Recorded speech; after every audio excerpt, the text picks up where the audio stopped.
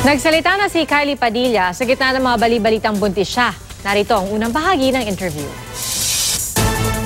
We already knew we had a suspicion na kasi I was always tired, always sleeping. Sabi niya, ang takaw mo ah. Sabi ko, iba na to. Iba na to. Tapos even sa taping, nag-ano na ako. Nagbabamit? Oo, nagbabamit na ako. So sabi ko, iba na to. Alam ko na to. Tapos sabi ko, I'm pregnant. I know it. Tapos sabi ko, sige, mag-test na tayo. Tapos bumili siya ng test. And then that morning, the next morning,